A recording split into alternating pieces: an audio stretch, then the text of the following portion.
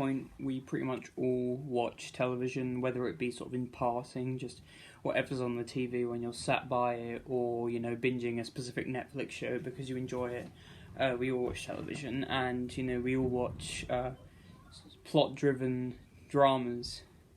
Most of the time, that's a very common trait, is story-driven TV. And one thing I like about TV, good TV shows usually follow this trait, is yes, of course you're sat there sort of passively watching TV, but TV shows that actively have your brain working the whole time and have you sort of putting yourself in the place of the characters and considering the situation. Like, I like to view TV shows as sort of a one-way path boxed in glass, where you can look out and see every other direction you could travel, but you're going this way and that's the only way you can go, because you can watch this show, whatever it may be. A good example of what I'm talking about now is The 100. It does this a lot. It's also a great show, and I'd recommend watching it because it's such a good show, but I know it's not a lot of people's cup of tea, but it is a good show in my book, and it does this really well, which is sort of the treatment of moral dilemmas is basically what I'm talking about. I don't think I've said that yet, but you can see the entire situation, you can see every avenue, and you can see every possible way you could go, every sort of this or that, and you see the characters having this thought process of, am I going to do this, am I going to do that, and then you ultimately see them make their decision and go that one way,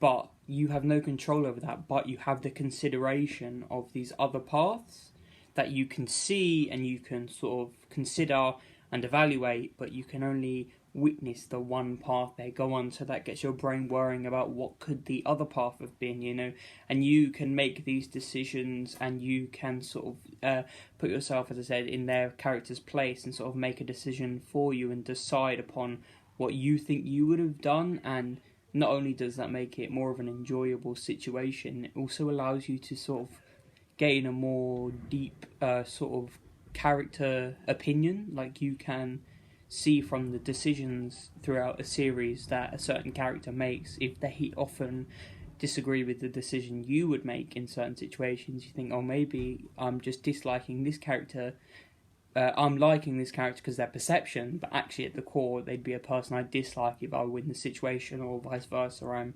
disliking them because of their perception, but if I was in the same situation as them, I would be doing the same. And it just shows that really get your brain working. Like, slight spoiler for the second season ending, I think second season of The 100, which if you're going to watch it, if not, I'll spoil it now. So at the second end of the second season, the main few characters have to make a decision about whether to save themselves and their 100, but it's actually 47 at that point, their sort of group. Do they kill an entire civilization of other people? There's no way out of it, sort of, as it seems. But also, as a viewer, you can kind of see that there possibly could have been a way out, but it was contradictory. Just watch the show, okay?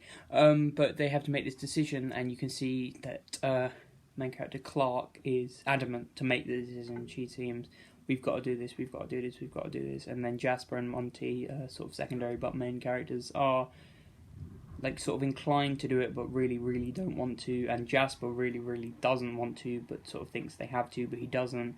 And then he suffers the repercussions, and Clark ultimately makes the decision for them, but they all do it together.